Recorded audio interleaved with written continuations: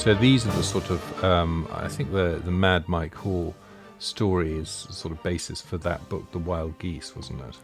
Yes, it's and Freddie Forsyth also, he wrote the Dogs of War, didn't he? Yes, they're very typical of those sorts of operations that occurred throughout the 60s and 70s.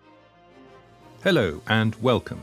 My name is Tom Ashton and I'm back for more bloody violent history with James Jackson. Together we're going to talk about moments from the past that tell us who we are, how we got here, and perhaps where we're heading. And yes, it's often violent and generally quite bloody. And today we're going to discuss the mercenary, sometimes collectively known as the Dogs of War, which is not always a kind description. You know, we love dogs. However, they are described as ones who serve or act solely for motives of personal gain, particularly a soldier who offers himself for service in any army which may hire him.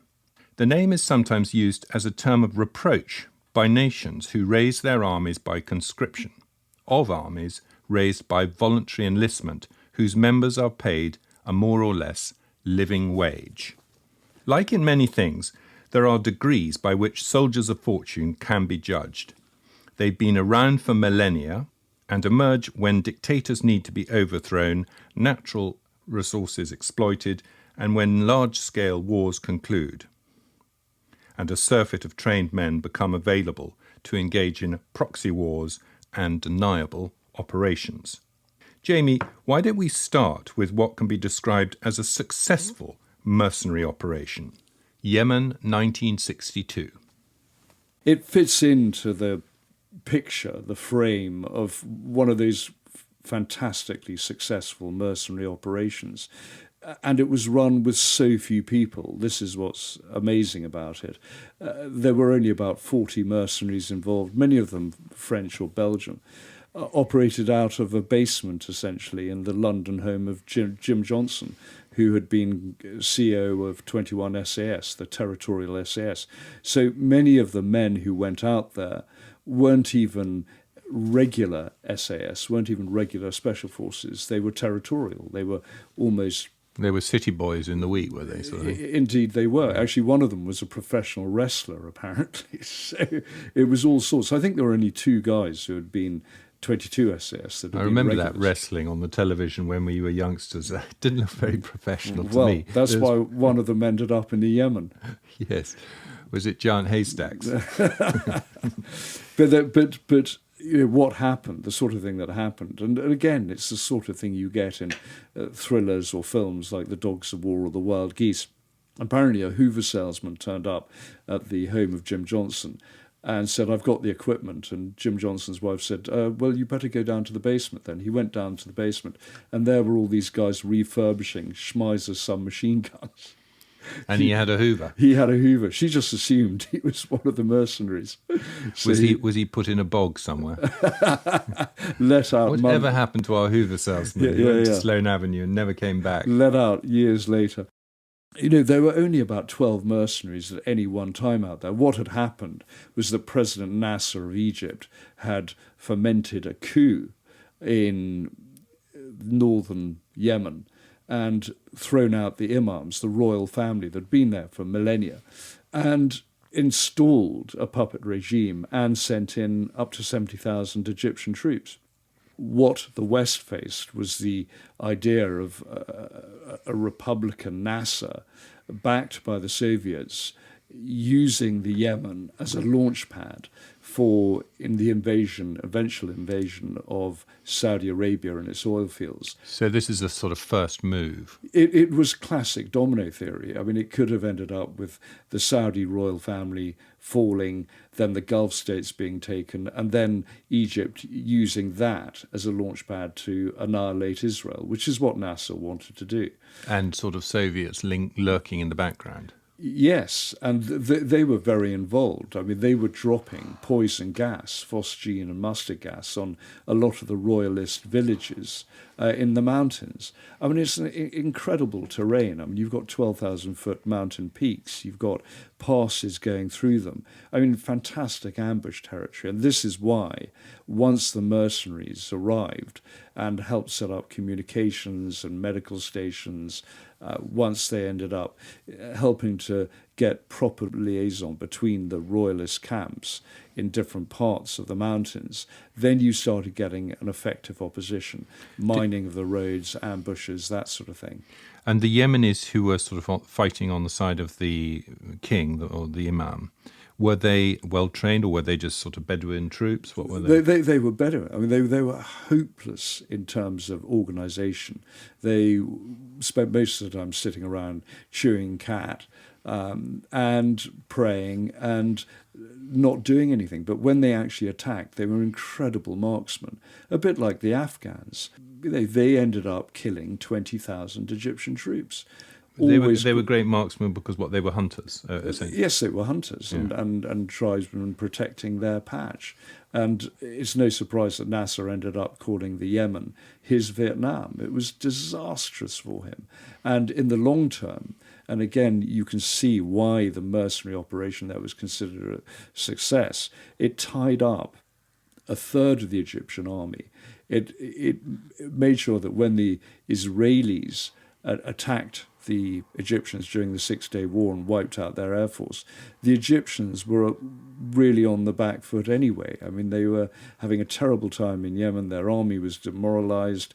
They were sitting ducks, really, for the Israeli air force. And so they got very hard hit.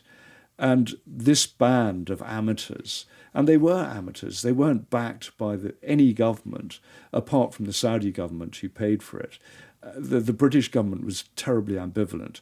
Dick White, who was chief of MI6, gave them money and equipment and things like that, because it was, from the MI6's point of view, a fantastic way of tying up the Soviets and the Egyptians and getting information out about Soviet tactics, Soviet military equipment, and the gas attacks that were taking place.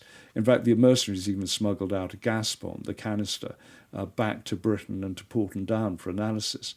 So you can see that sort of unofficial help. And there were guys from 22 SAS, the regulars, who were being let out of the regiment to go and have a look at what was going on.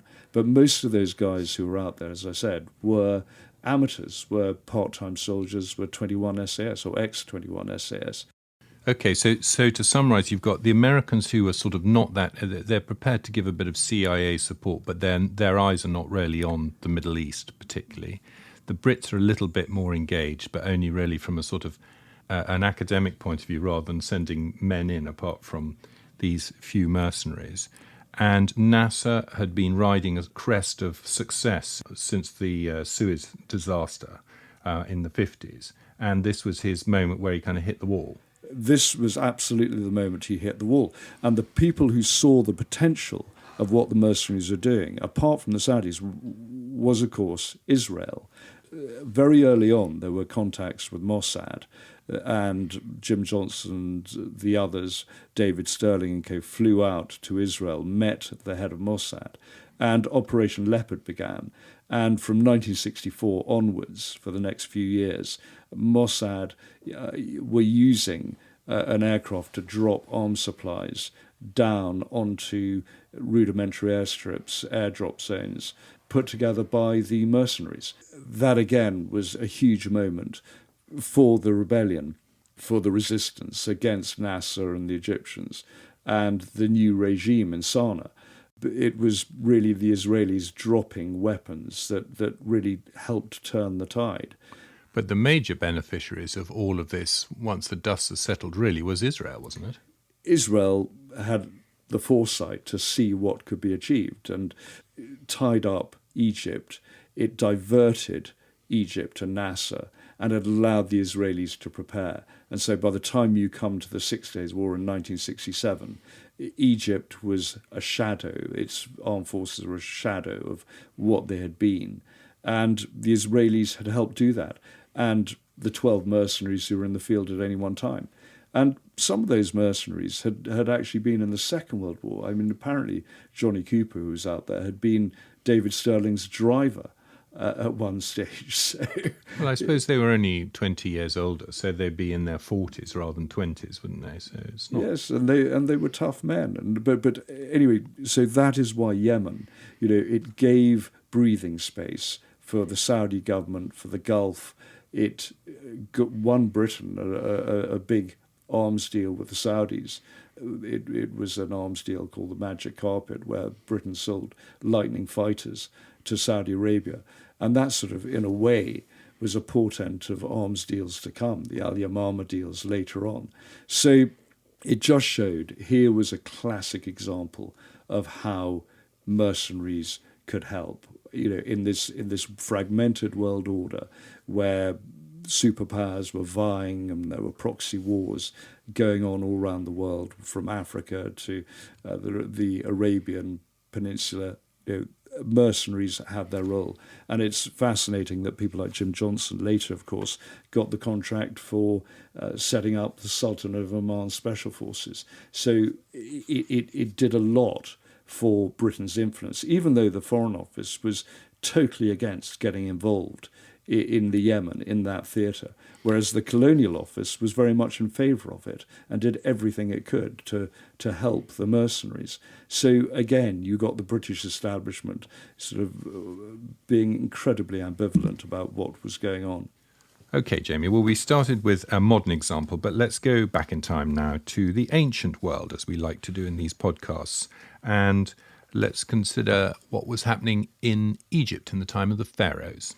Well, back in the 7th century BC, you have Psamtik I of Egypt employing Greek mercenaries to take on the Assyrians. And so it just shows, whether it was the Yemen of the 60s or back then in 7th century BC, across history, across the millennia, you have a need for irregulars, you have a need for mercenaries, hired hands, hired help, who aren't going to get involved in palace politics.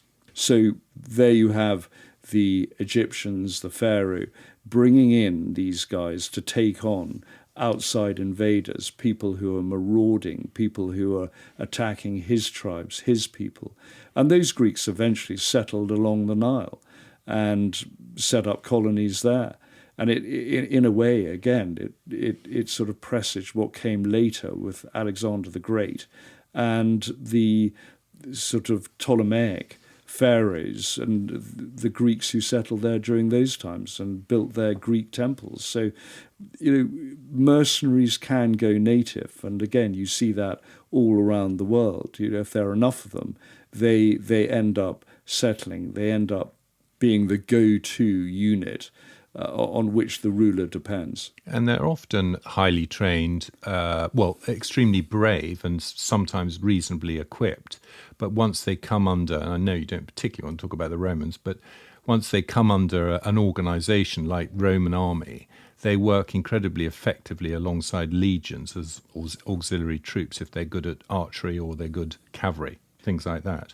And also, once they start settling and having families, before you know it, they are actually part of the sort of populace. If you look at the North African Caliphate at the end of the first millennia AD, you've got them employing Berbers, for example, great horsemen, for their cavalry. So those Berbers moved into Spain, for example, and were used by the Caliphate to put down revolts, to guard their flanks. You basically, as a ruler, you pick and choose, you select who has got the right skills, just as Saladin employed Kurds for their horse archers and other cavalry from other areas. You pick and choose. Well, that's the ancient world. In the 10th century, you have the Varangian Guard. Yes, and they were really the guards that protected the rulers of Constantinople, the Byzantine Empire, and they were incredibly important. And they selected from really the known world, and many of their greatest commanders and their soldiers were Vikings, for example, came from Norway and Sweden and the provinces there. And at one stage, there were laws passed in Scandinavia saying that anyone who went to work in Constantinople couldn't inherit their father's wealth. Because they were losing too many of their good men. They were losing too many of their good men. I mean, even Harald Hardrada, who became king of Norway, he was a Varangian Guard for 10 years. He took part in the conquest of Sicily.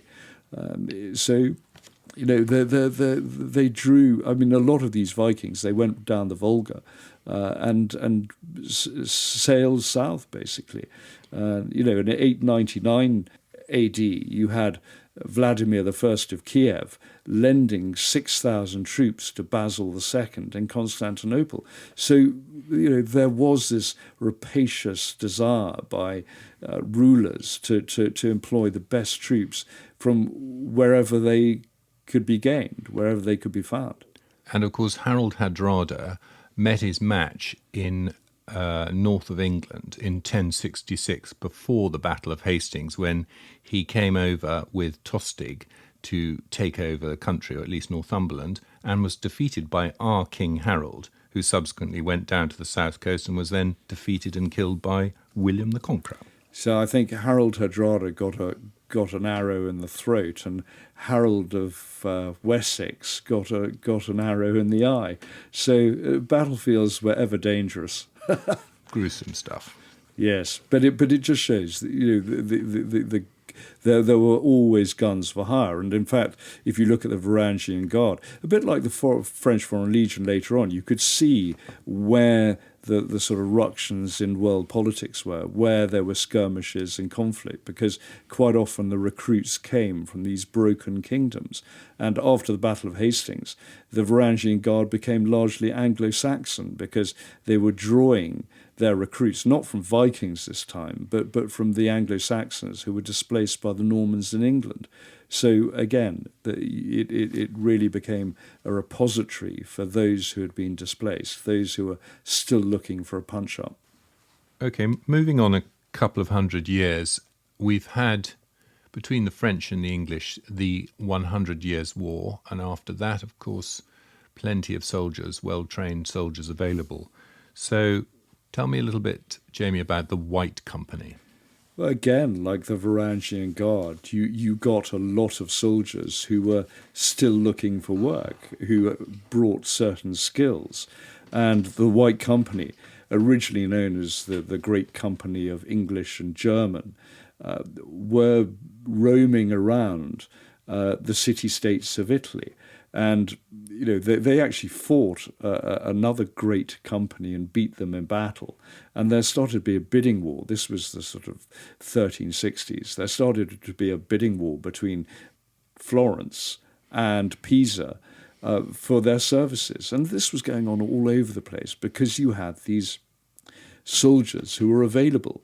And what the White Company brought along, apart from archers, were the sort of skills that had been learnt in battle, you know, new techniques, the idea of dismounting, putting their cavalry horses aside and using infantry to charge through where horses couldn't if there were sharpened stakes in front of them. And these were men-at-arms, heavily armoured, weren't they? These were very heavily armoured. I mean, it's always been said that one of the reasons they were called the White Company was either because of their white surcoats or because they had such gleaming armour. You know, they were pretty disciplined. And at one point they were used to massacre civilians where there had been an uprising in Italy. They killed 2,500 civilians. So they were pretty fearsome, pretty bloody. You know, there's a frieze in Florence of Sir John Hawkwood who led them. You know, these were famous individuals. And any city-state who could acquire a good band of mercenaries, their own private army, was a city-state that could hold its own and dominate the area around. And that was really important. It's interesting that you don't really hear about the longbowmen, Welsh and Northern English longbowmen, sort of doing the same thing and going off being mercenaries after the 100-Year War. Were they retained by the kings of England? Oh, they were very highly prized in England. And actually the White Company did have bowmen. I mean, they were important. I mean, they did get about, and as I said, these guys they wanted a fight, they wanted the pay, they wanted the loot, and so wherever you got city-states vying for influence and power, you would get bands of mercenaries offering their services. And then we've got the Swiss Guard, who most people have heard of today because they are visible in the Vatican, where you can see them effectively guarding the Pope. But how did they come about? They came about because the Swiss cantons, once they had gained independence really from the Habsburgs, from the Austro-Hungarians, they were highly prized soldiers, particularly because they were so good as pikemen. Yes, there were rivals. The Italians tried to set up rival pike formations, but were then massacred by the Swiss. The Germans also set up units of pikemen, but the Swiss set the standard. And again, because they were independent, because they could be bought as a formation from a canton, they were extremely useful. And they were war winners, just like English longbowmen. They were war winners, battle winners. Were they, I mean, was this like the sort of hoplite phalanx, or was it a completely different type of It's a similar. It was a similar idea, and it took a lot of training and a great deal of discipline. And of course, people like Machiavelli sort of despised mercenaries. He said that it was bad for the state because they could turn on the state.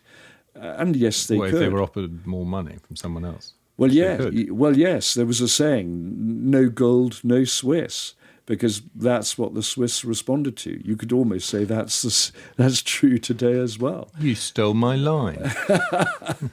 But Herodotus, back in the day, had called those Greek mercenaries, men of bronze, or bronze men from the sea. They were pretty feared. The mercenaries wherever they were probably more like bronze men from the steppe, though, weren't they? Well, they certainly were. Certainly the ones who went to Constantinople, they were certainly from the steppe. But you can see a bit like the pirates, a bit like the corsairs, who were often used, in a mercenary capacity. You could say that Moulay Ismail, the Sultan of Morocco, used his pirates in a mercenary capacity. Certainly some of them were Northern European, and he used them to raid other countries, to bring back slaves and feed his white slave trade, the white slave markets of North Africa. So they were guns for hire. And today the Swiss Guard are still around, guarding the Pope, all 135 of them. After the attempt on the Pope's life in 1981, I think there's a bit more attention to detail, a bit more attention to unarmed combat and pistol training, and not just how to wield a halberd and march up and down on ceremonial duty. So there is still a need for pikemen, still a need for bodyguards around the world. And whether it's the Swiss Guard or mercenaries, if you want to call them that, or unofficial ex-military doing bodyguard duties or security duties around the world, there is still a large market for it. Okay, well, then we come on to almost modern times. We're still in Africa. You've got Cecil Rhodes and the Boer War, that sort of period in Africa in the late 19th century. What's going on with mercenaries then? Again, as soon as you get a scramble for natural resources, just like Africa in the 60s and 70s and today, you are going to get demand for security staff and for mercenaries, people who can topple regimes or guard regimes. And whether it's Cecil Rhodes moving up into Matabele land and using the Maxim machine gun at the Battle of Shangani River, for example, or the Battle of Benghazi. Check out episode 3 on the machine gun, Maxim's plaque. So you were getting British soldiers and mercenaries getting stuck in and getting well paid by Rhodes. You get to the Boer War in 1899, and you have Uitlanders, you have foreigners coming in to the newly created Boer states of the Transvaal and the Orange Free State. And who are these Germans, are they? Oh, they're from all over, and they're there for the gold. They're there for gold mining. Once the Boer War starts, you've got cowboys bringing horses over for the British from America, and some of those jumped ship and went over to the Boers. They weren't necessarily fighting for money, but quite a few of them were there for loot, or just for the lifestyle, or because they wanted to fight the Brits. They got settled down and married a local girl or something. Yes, and guess what? There were quite a few French fighting the Brits as well. So no different to Lafayette and the American War of Independence. Well, why don't we then move on to the French Foreign Legion, more operating in the north of Africa? What about them? When were they founded? 1831. And what started as a mercenary group, a bit like the British using Gurkhas, using Nepalese, slowly they get integrated into the regular armed forces and become part of the structure of those armed forces. So you get a unit like the French Foreign Legion, which is almost 9,000 strong. And again, just like the past, just like the White Company, just like the Varangian Guard, you can see where there are conflicts around the world from the sorts of people who join, who are looking for a new life or who are looking for a military life, or who have finished their military service in their own armies and still want that adventure, still want to apply the skills they've learned. So they end up in the French Foreign Legion. Do the Americans have any kind of equivalent where regiments that they get from elsewhere or anything like that? Not really, although if you're fighting proxy wars, you could always use your special forces to train and fund, channel resources and equipment into that local area. And again... So you sort of co-opt the local troops? Yes, just like that Yemen project in the 1960s, backed by those British mercenaries. You just need a small team, whether they're irregulars, whether they're mercenaries, or whether they're a special forces group. They might not consider themselves mercenaries. I mean, I'm thinking of the Northern Alliance when they had those. Were they Green Berets? Yes, mounted. Right. I'm sure the Northern Alliance didn't consider themselves mercenaries of the American army. Oh, not at all. But the Americans would certainly have seen them as proxies, would certainly have seen them as a useful means of applying pressure, of gaining control, of directing a conflict. And you can either do that through mercenaries, like the Russians and their Wagner Group today in Africa, but we'll come to that. But this is really how mercenary organizations often work. And once they're absorbed into the military and get regular pay, pensions, it can end up with French citizenship if you're in the French Foreign Legion. You can even get French citizenship by being wounded in the French Foreign Legion while serving with them. So, there are all these traditions, all these rules, and they become part of the establishment, part of that regular structure.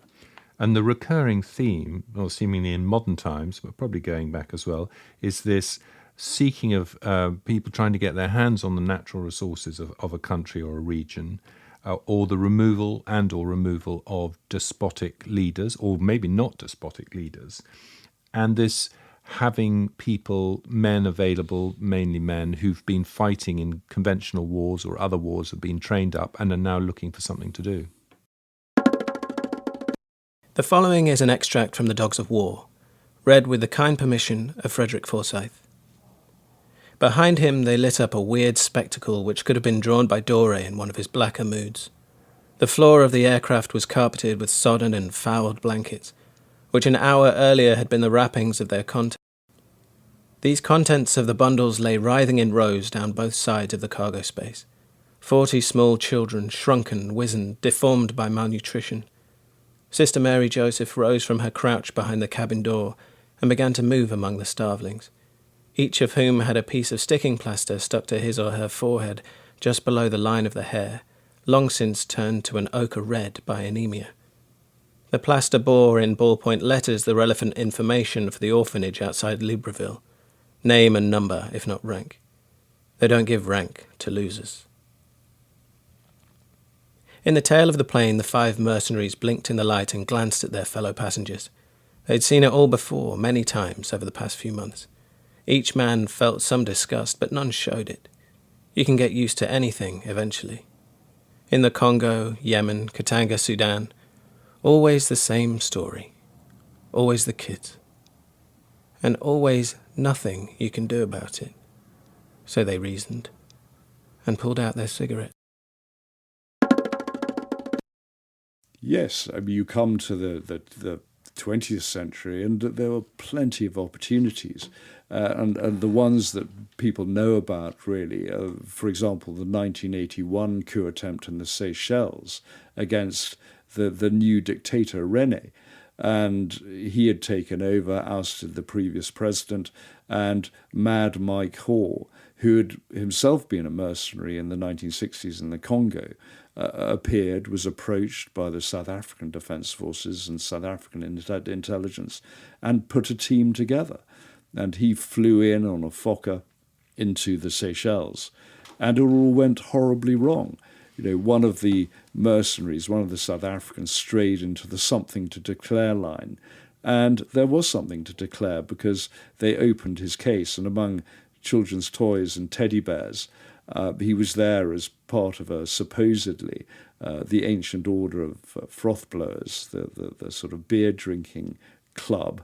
On tour. With a Kalashnikov. With a Kalashnikov. And it reminds me of one of the mercenaries heading out to the Yemen in the mid-1960s who was caught at Tripoli airport carrying plastic explosive. It fell out of his suitcase, and he managed to persuade the security people that it was marzipan, because that's what it smells like, and that he was a confectionery salesman on a tour of the Gulf states. It's lucky he wasn't made to eat some of it, because I don't think it does you much good. No, well, that's what kills some of the GIs out in the Vietnam War who are trying to eat. And that's another explosive podcast of ours you can listen to. Yes, don't ask me which one. It was the one that got us banned from Facebook. Oh, that's right. Yeah. Narco Warriors. Narco Warriors, Indeed. Our lovely picture of the cannabis plant, and that was it. Well, there you go. Time was up. There you go. We had our moment in the sun. But you know, this time in the Seychelles in 1981, there was a firefight after the Kalashnikov was found in the suitcase. And Hoare managed to end up hijacking an Air India flight that unfortunately landed in the middle of this firefight, got on board with his dozens of mercenaries, flew back to South Africa, and under international pressure, they were all sort of arrested, imprisoned, but were let out pretty quickly. But again, that was a classic sort of African venture, if you like, involving mercenaries. You see it in 2004 with the Simon Mann expedition to Equatorial Guinea.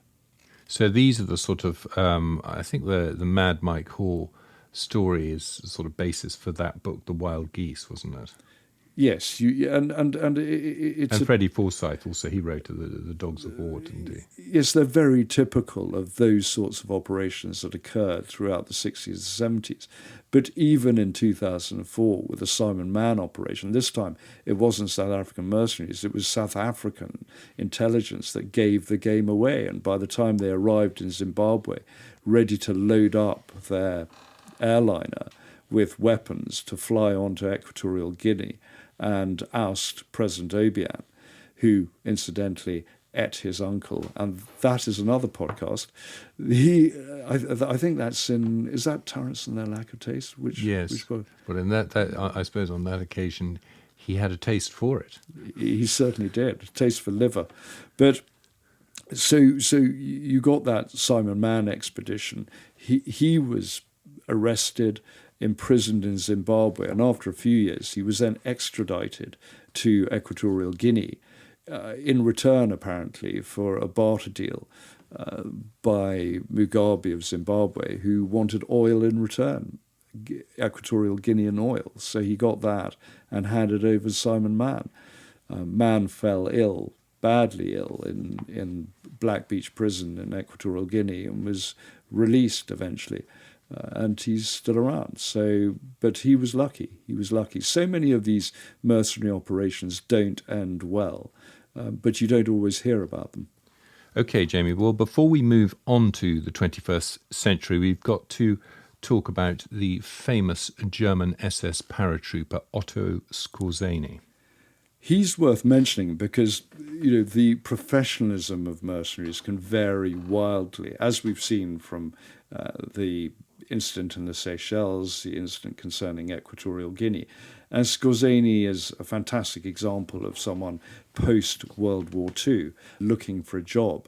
I mean, this is the guy who had lifted Mussolini from captivity in the mountains, who had taken over Bendlerstrasse, the Home Army headquarters where the bomb plotters against Hitler were holed up. So he took over there. He was a great favourite of Hitler's. He had been in the Alps, the Bavarian Alps, essentially there to set up a resistance, the southern redoubt. He was involved in the Battle of the Bulge as well, wasn't he? Completely. He had sent his commandos in. Hitler had expressly told him not to put himself in danger and go there himself. But his men were dressed as American GIs and were summarily executed when they were caught. But he was a large man, fencing scar down his cheek, loved soldiering, and post-war he surrendered. He came down from the mountains. There was actually a German general who surrendered and was found to have 500 porno pics in his briefcase. I love the fact all these people desperately trying to surrender to the Americans, who didn't actually recognize it. I think Skorzeny tried to surrender about 3 or 4 times before they realized who he was. At one stage, he was described as the most dangerous man in Europe by the American press. Well, and he was a very, very good soldier, but he was a horrendous sort of anti-Semite, wasn't he? Yes, and many of those SS guys ended up working for Arab regimes because they wanted to go on exterminating Jews. They wanted to wipe out the state of Israel, and Skorzeny was no exception. Who did he end up working for? President Nasser of Egypt, setting up his intelligence apparatus, setting up his commando operations. And some of the people he had trained would certainly have ended up fighting those British and French and Belgian mercenaries in the Yemen in the 60s. So that was Skorzeny.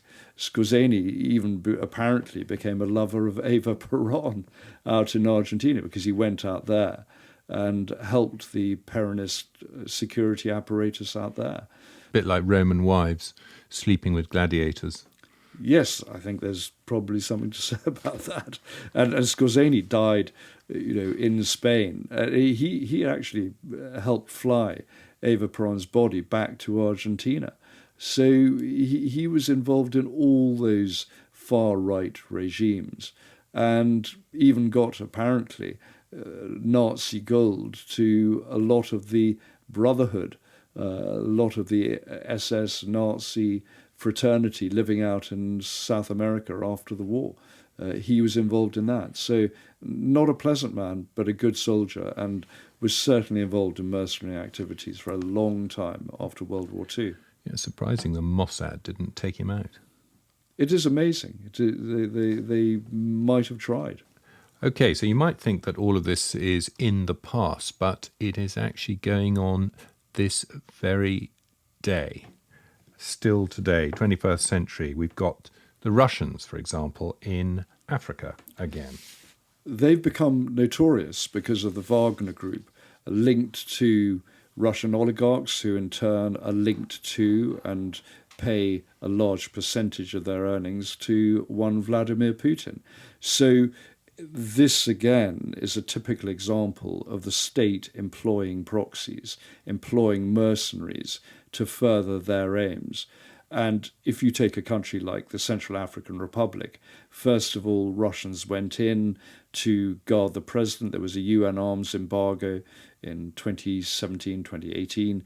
So the Russians go in, they take the place of the Belgians or the French and others, and they start moving across the country as a spearhead, really, for taking over mines, for taking over large commercial operations, killing mine owners This is all about gold, yeah? Gold and other minerals. Yeah. And it's quite a fight. I mean, and they use very sophisticated technology.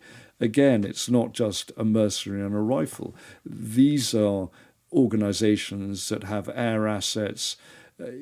Just this year, in February, there are claims that a helicopter, an armed helicopter, used by the Wagner Group, machine-gunned a mosque in the city of Bambari in the Central African Republic, because there is an ongoing fight between the resistance groups, who are largely Muslim, and the Wagner Group, those mercenaries who are representing and fighting for and providing security for Russian mining interests. So throughout Africa, you're getting this pattern, this cycle repeat itself. Yeah, because we tend to hear more about the Chinese in Africa, buying up minerals, getting stuck in, not so much the Russians. And you're getting the same old cycle of security advisors from Britain, from America, working for legitimate mining interests, for Western mining concerns or international mining corporations. And they are now up against Russian mercenaries or Chinese-backed groups who are either trying to undermine the country or take over those mining operations. So what you got in the 1960s and 1970s is rearing its head again. And meantime, you have the French Foreign Legion and other groups and British Armed Forces fighting in parts of sub-Saharan Africa or North Africa, trying to keep the lid on Islamic fundamentalism, Islamic terrorism. So it's the same melting pot, the same stamping ground, the same war-torn areas that are being fought over again. That's great, Jamie. So we've had a full roundup from ancient times to the 21st century. We've almost finished, but of course we do have a little PS for you. What have you got for us, Jamie? Today's PS is really an example of what goes on in the mercenary world, and the story I want to relate is of a helicopter pilot, and really the career path that so many of these people take. It can be sort of fairly oblique, fairly erratic, and this was a British helicopter pilot who started with the British Armed Forces, ended up with the Selous Scouts in Rhodesia, and also flew deniable operations to the Americans in Afghanistan. So again, employed by different people. But he told me a story of flying a squad of Selous Scouts, the Rhodesian Special Forces, into Zambia to attack the guerrilla outfits there, SAPU outfits there. And he flew in this squad with other helicopters. It was a very hot landing zone, rounds going off everywhere. So the mission was aborted. But one of the guys, one of the Selous Scouts, had jumped out. So the helicopter circled for quite some time and decided to go back in and pick up the corpse because they knew the guy would be dead. So they went in and landed. But the man was still alive. And in the meantime, he had killed over a dozen guerrillas while he was on the ground. And that night, this pilot that I was chatting to told me that he had been having a drink with that guy who had survived, and raised a drink to him and said, I have to say, I really admire what you did today. That was quite something. And the Rhodesian Special Forces guy, the Selous Scout, turned round and looked at him and went, what did you expect me to do? Resign. The spirit of the true Boer. Yes, I mean, they're hard men. They're hard men.